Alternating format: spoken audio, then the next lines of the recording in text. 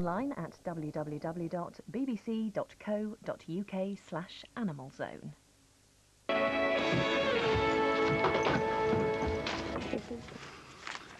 You liar. Meow.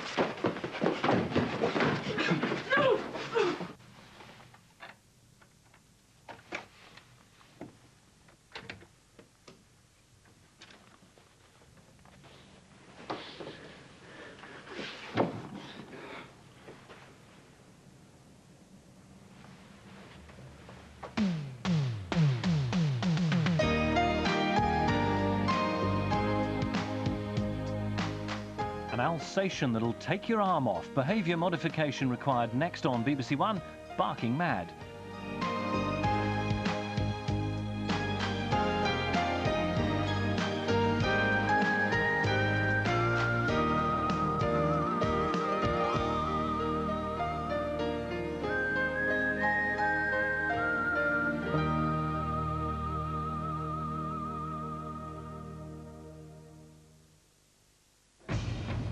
At 9 o'clock tonight, how the man who tried to murder Mrs. Thatcher and her entire cabinet was set free today and caused more problems for the Northern Ireland peace process. And the full story of how an unknown 16-year-old knocked out Wimbledon's #1 seed in the first round. Join me at 9. When Ian Sharples sat in this chair, he won a trip around the world, thanks to the quiz show where your telephone number could be your ticket to the holiday of a lifetime. Plus, there'll be 2 National Lottery live draws, including the Thunderball draw. The National Lottery winning lines, this Saturday at 7:35 on BBC One. I wanted to have a part of royalty, if possible. It was a once-in-a-lifetime chance. These dresses are one of a kind, worn by the most recognized woman in the world. A chance to buy a piece of a princess. They did not take into consideration the insanity factor. 200,000! Diana's Dresses, tomorrow at 9:30 on BBC One. Tempers, tears and last-minute panics. You're invited to a wedding in a new series in half an hour. First on BBC One, more problem pets. Barking Mad. Hello and welcome to Barking Mad. Tonight, Partex the Jack Russell shows off his surfing skills. Honey the hamster gets a new outlook on life. And can we really reform this ferocious German Shepherd?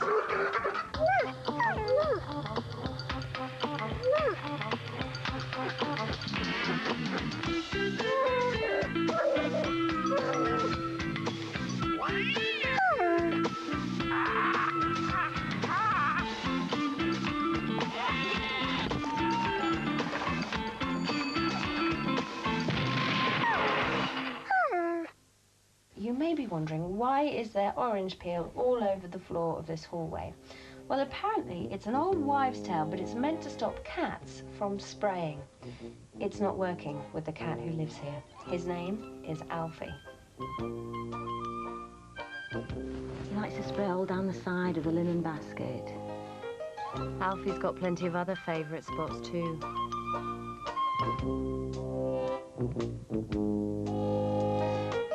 This is one of the main areas that he seems to like spraying on, is this whole table here.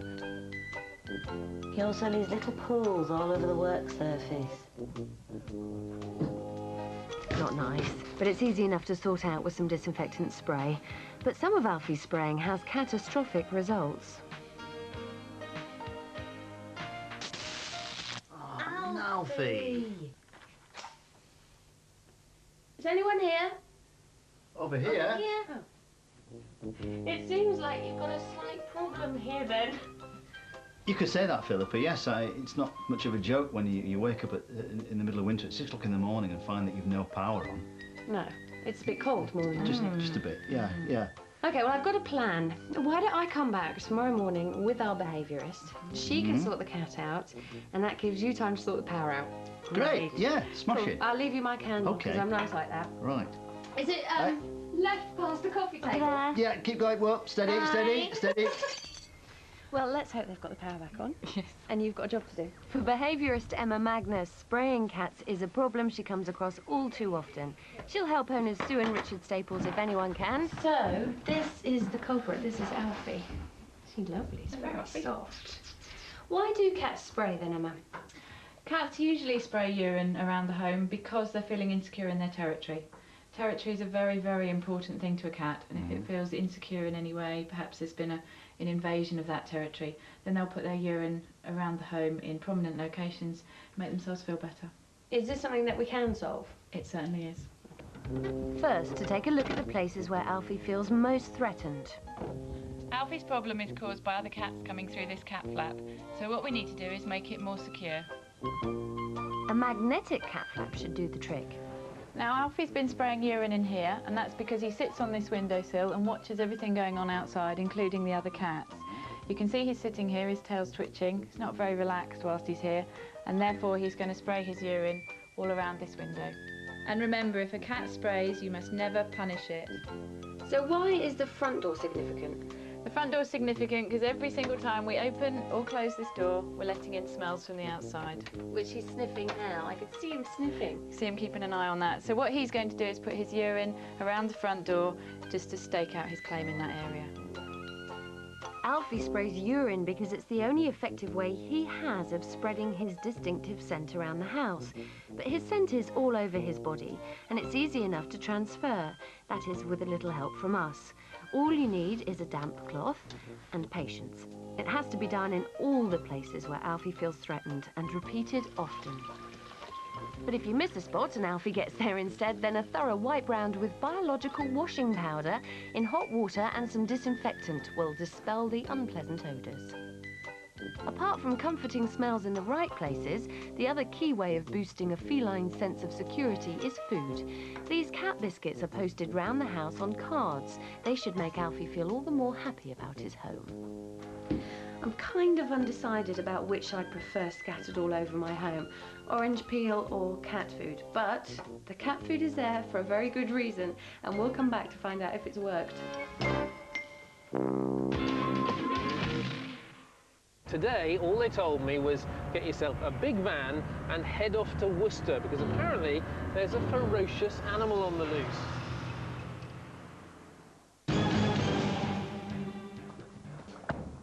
Well, I know they're small, but they have got big teeth. And they're not shy about using them. Honey is frightened of the people she lives with, Penny and Philip Scargill, and they are frightened of her. All a bit of a nightmare, really. But they do manage to lure the escapee back to captivity before I arrive. You'll avoid your hand, and if you try to pick her up, she'd sort of try and kick you off or pretend to bite you. She doesn't always actually bite, but she does put her teeth out as though she's going to bite you. And after being bitten, and it was a really bad bite on my thumb, that's enough to sort of worry me. I wouldn't let Philip anywhere near her. I love my Honey, and I really want to hug her all the time, and I can't, because she'll bite. Some basic training will certainly help Honey accept handling, but there's a much more pressing problem. How much time does she spend doing this kind of behaviour? She does that near enough all the time. How does it make you feel when you see her doing all that? I feel guilty, because it's like an animal in the zoo, which I don't like that either much. She's not happy in there. You're not kidding. Honey is bored out of her brain. Her cage is totally unsuitable. If you want to give your hamster a whole new environment, then my advice is give your pet shop a miss and actually have a go at building something yourself. Of course, you'll need a DIY centre like this one, which is known locally as the little shop with the big behind. It'll all become clear. Designing and building animal enclosures is great fun, especially if you enjoy DIY. It's in my blood. I might be a vet, but my dad's a builder. Is this what you kind of imagined? It looks brilliant, better, yeah. You can see what I'm trying to do is to give Honey lots of different choices in her life, so that she's got a proper burrowing tank with pipes and tubes going into it, places to hide food, branches to climb and gnaw, some rocks and bits and pieces. Yeah, it looks great. You are nice to see. It's the first time I've ever designed one of these, and that's nice to hear. All we've got to do now is build it. Yeah. Are you handy with a saw? I've had a go before now, yeah, I could have a go. It's like being back at school. I was never any good at it then either.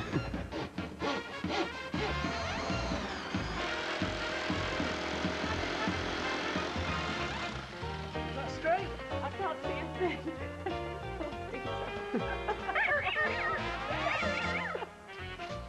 Philip helps find a few extras. Is this the right one? Oh yeah, well, good effort. No, but one with holes in, all right? Okay. Is this the right one? Well, it's the right colour, but the holes here are much too big. Sorry. This one has the right fussy pots. Ooh, perfect. Absolutely perfect. You'll notice it's now dark outside. OK, so it's taking me longer than planned, but Honey's new home is beginning to take shape. Who needs sleep? OK, here we go. Ta-da! Open your eyes! Brilliant. Look at that, Brilliant. Philip. What do you think? A bit different, huh? Yeah, I want one. Some blood, sweat and tears have gone into this, let me tell you. I'm completely worn out.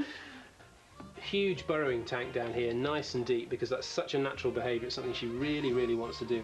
I've tried to create as many levels as possible. Yeah. You can see here we've got sand on this one, so lots of different things for Honey to feel under her feet. Another level in here, ramps, toys to play with, things to chew up. As much variety as possible to give her choice, and you know, the fingers crossed now is, will this make a difference to her behaviour? Honey needs time to settle in. I'll be back in 2 weeks. Well, a showbiz new home for Hammy. Let's hope he doesn't get all snooty on us now. And I wonder how Alfie's home is coping. Have Sue and Richard had to deal with any more unwelcome puddles? This used to be one of his favourite spots for spraying, but he's now, you know, virtually completely cured. The suggestions that Emma's put forward, we've been using those, and certainly it's helped tremendously. He has had the odd little spray on the top here. By and large, he's a lot better. The mishaps are largely down to us as well, perhaps not scrupulously following Emma's instructions, because when we have followed them, he's been fine. The main problem, of course, is having the time to literally meticulously go through the routine of doing something like this after he's sprayed. It's quite easy just to wipe it up and think, well, that's it. But I think we've got to sort of be reasonably disciplined, haven't you, to follow the whole procedure through. And where we have done that, it certainly worked. And it's helped us kind of put ourselves in Alfie's place and see what disturbed him, why he was doing this, what caused this behaviour. It's definitely helped. And we've had no more short circuits. Don't count your chickens. Alfie! Sometimes an animal can take being a friend and a playmate much further than you think. Take a look at this and you'll see what I mean.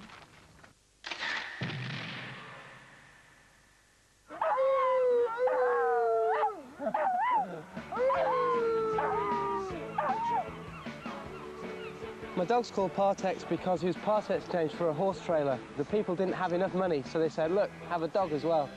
He's a very sociable dog, and he can't keep away from water. He loves getting wet and he loves being in the water. So he ends up going cliff jumping, surfing, kayaking, rock climbing. He does the lot.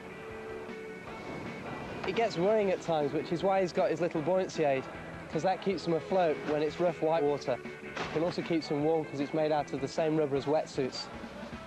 He trains about 3 times a week in the pool and goes another 2 times a week to the local gym.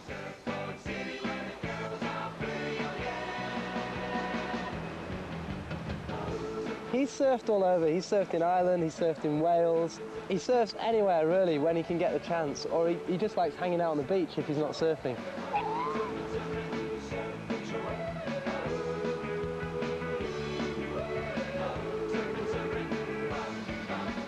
Our relationship is that Partex really likes being fed, and I feed him, and he really likes going out and playing, and we go playing together. And then at the end of the day, he just likes cuddling up on the settee and watching TV with me. That's it in a nutshell, really.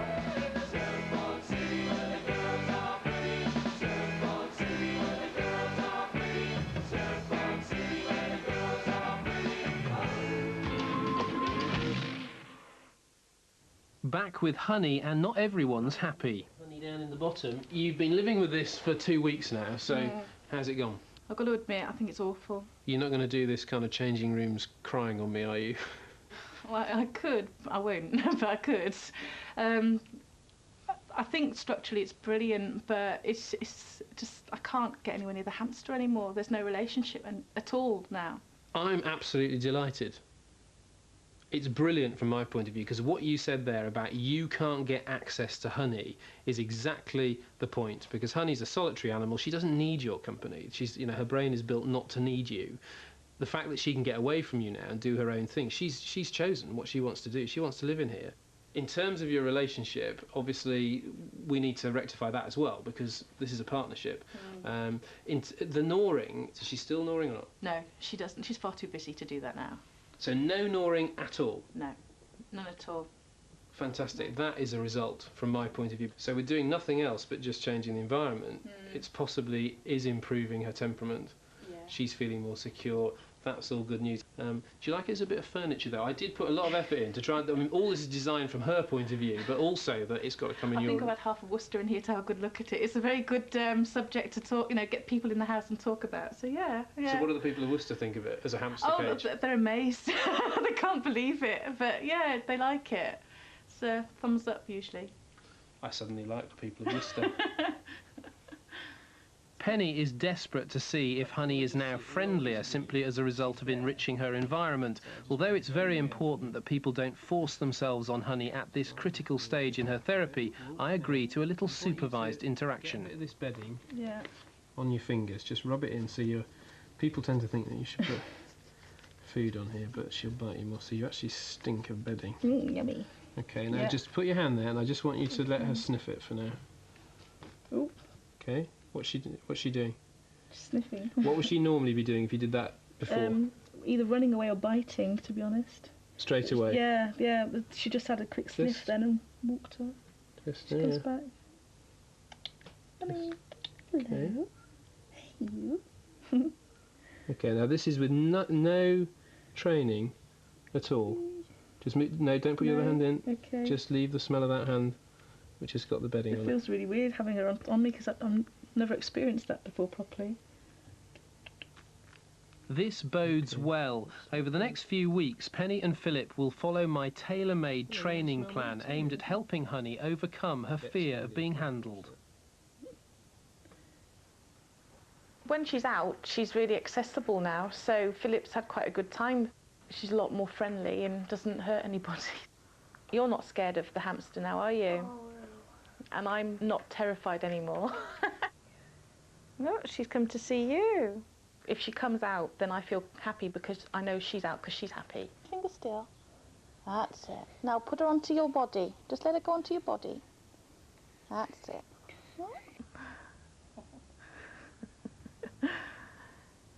Oh, don't be down there, Mommy. Where's it gone? It's gone somewhere down there.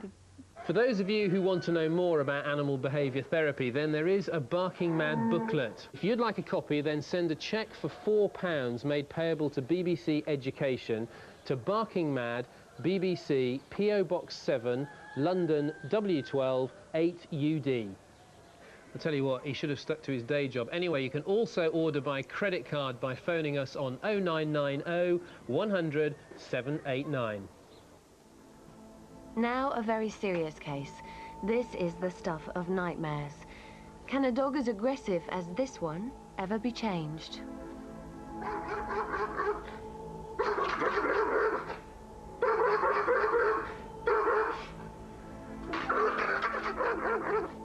This is a frightening story. When Vic first got Flame, he was very mild-mannered. But now, if I was to go out there, he'd be just like a time bomb, ready to explode. People are aware of him, and if they came too close or made an approach, yes, they would be aware that he's a frightening dog. He's never attempted to bite me or tried to bite me. No, never, ever. But Vic is frightened. If he go out of my clutches, if he escaped from the lead, I think I would have a problem. I've got complete control of the dog at the moment. So what would happen if Vic lost control and dropped the lead? Would Flame's vicious barking actually turn into a full-blown attack? We want to test it out, but we're not taking any chances. So we've brought in 999 stuntman Mark Cass to see what Flame's reaction is when he's allowed off the lead. Now, in all seriousness, how do you feel about this? Have you done anything like this before? No, I've never been attacked by a dog before, so, but I feel fairly confident. You know, obviously with this suit on, he can't bite me anyhow. I'm safe inside with behaviourist Jerry Omlo. And I actually wouldn't like to be in that suit. He's already, look at him. The reason why Flame is acting so aggressively at this moment, watch Vic. His body language is exceedingly tight. He's very tense, his face, his muscles. He is unconsciously giving a message down that lead. With an aggressive dog, a nervous aggressive dog like Flame, you've cut their escape route off. Eye contact is very important to a dog like that. It's very threatening. So the eye contact is aggression and threatening. It's an aggressive move for Flame. But actually, he's not attacking. No, Flame he's isn't. not. I mean, he's not attacking. It's a lot less than I thought it would. He's actually just more interested, isn't he? Sniffing, unsure. So if we look at the scenario now, where we've instructed Vic to drop the lead, the minute Flame starts to get upset, drop the lead, walk away. Look what's happening. He's not half as nervous and anxious and agitated as he was when Vic was holding that lead and cutting his escape route. Understandably, Vic is worried that Flame might hurt somebody, and that is why a dog like that, nervous, is always worse on the lead than it is off the lead. So you kind of have a vicious circle going on. I was worried. And But how do you feel now? now I feel dead chuffed. Now, we're hoping to manage this horrible aggressive behaviour with a few very simple things. A tin of tomatoes, some sticky tape, and some coins. Coppers in our case, BBC cutbacks.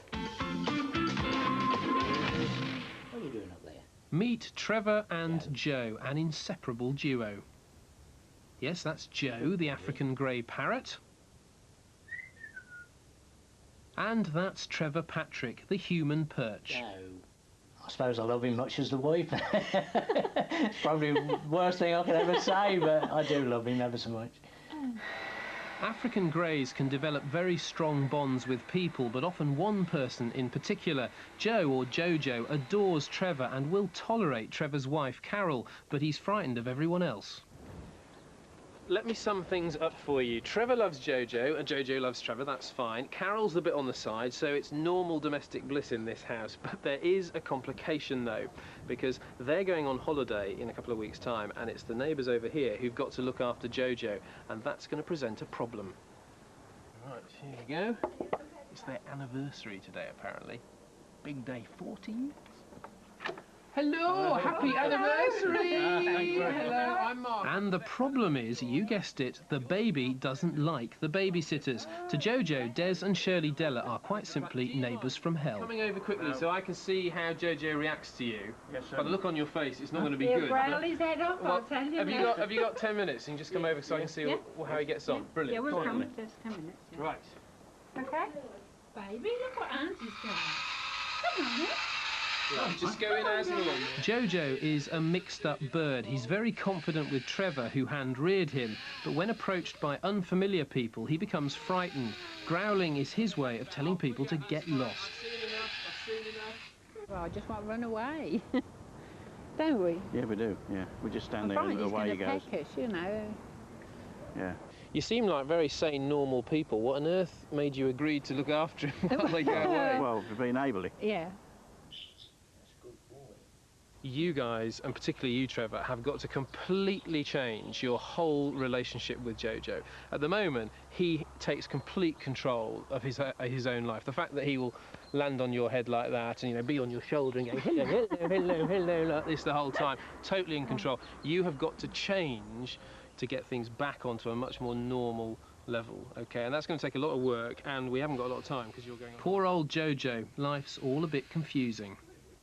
Well, let's hope they sort Jojo out in time. Meanwhile, back to my tin tomatoes and coppers.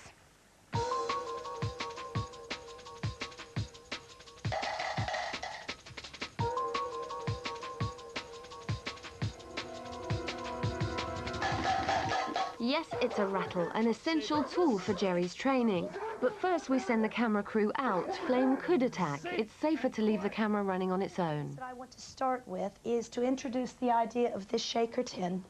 When Flame does his action, which is bark, lunge, he's going to get this reaction, bang, of this noise. Now, it's not to hit him, it's not to throw at him. It is to distract him enough for you to gain more control. Kind of stand up. I'm not going to look at him. Oh, praise him. What a good boy he is. That's very good. That's very good. Absolutely exquisite. I'm going to just notice I'm not looking at him. Our next step is to get Soundman Phil to step into the room. It's red rag to a bull. Good boy. Ah, perfect. So keep aloof. Pick up the can. Can one of you guys stick your head around? Shake. Sit. The rattling instantly distracts Flame. So far, so good. Okay. Even with our soundman approaching, Flame stays quiet. The rattle serves as a distraction. His attention is focused on the positive reward. Good boy. Look at that. This is a really, really good start. It's amazing to me, but over the coming weeks, the real test is when Vic and Flame are out on walks. Parks are always full of temptation, but Vic's much more relaxed, and so is Flame. 100% improvement. He has come on a bundle. Using the rattle and positive rewards of tidbits, Vic soon helps Flame not to bark at strangers. Vic is so much more confident.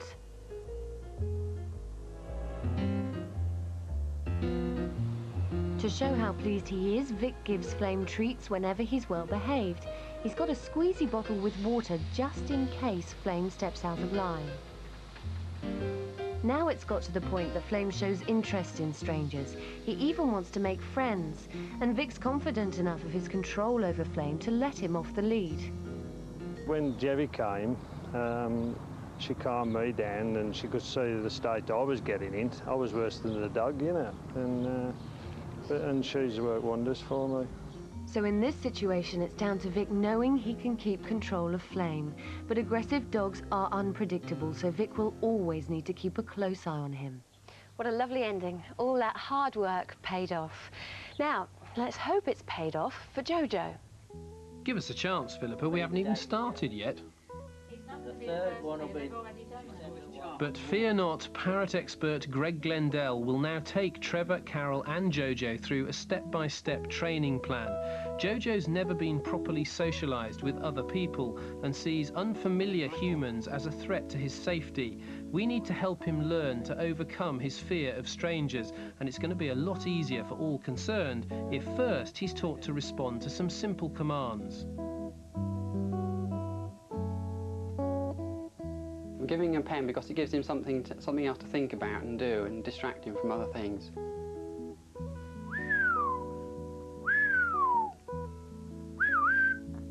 You all right then, Jojo? As time is limited, Greg decides to adopt a fast-track approach. It means putting Jojo under a bit of pressure, but Greg's confident that he'll cope. Step up is the first of several commands that Greg wants to teach his new student. See, it's not that bad. Greg spent 2 days working with Jojo before handing his schooling over to Trevor and Carol. It's now a month later. Biggest improvement's been with Carol. When I'm at work, she can handle him and put him up and down on the stand, and he's brilliant. I'll show you. Come on, darling. Come on, step up. Step up. There's a good boy. It's immediately obvious that Jojo is much more responsive to Trevor. In the past, he would simply have clambered onto Trevor's head uninvited. Step down. Step down. Trevor leaves so that Jojo is not distracted. Look. Oh, look, what's this? What's this? Good boy. Good boy, come on. Good boy. Step up. Step up. There's a good boy. What a good boy. Every step up is another step forward. Carol, Trevor and Jojo's hard work has really paid off, and not just for them. Des and Shirley are now regular visitors, and Jojo is learning to accept them. Greg's confident that in time Jojo will respond to their commands too. He's not the boss now. We're in control. He's number 3. I'm number 2. Carol's number 1. She's the boss. Oh, Well, I've got this on tape, so... So, he really respects us now. That is the main thing. Yeah. And he's a happier bird too. Well, it's time for us to pack up and say goodnight now, which means it's also time for this baby owl to wake up. Fat chance. But just before we go, we wanted to say thank you so much for the response we've had so far about your problem pets, and please do keep writing in to Barking Mad, BBC, PO Box 229, Bristol BS 99 7JN. And your videos, we love them. Keep them coming in as well. So good night. Come on, wake up. Wake up. That's it. Next week, we tackle a donkey that just won't budge. A porky pig who goes to Weight Watchers. And can we stop this 10-stone St. Bernard running amok? 3 days to go and they haven't bought the rings yet. Everything's under control for the wedding in a new series next here on BBC One. And on BBC Two in a moment, the woman who prefers plastic trolls to men in the Antique Show. At 9, the government's so-called health crusade to save hundreds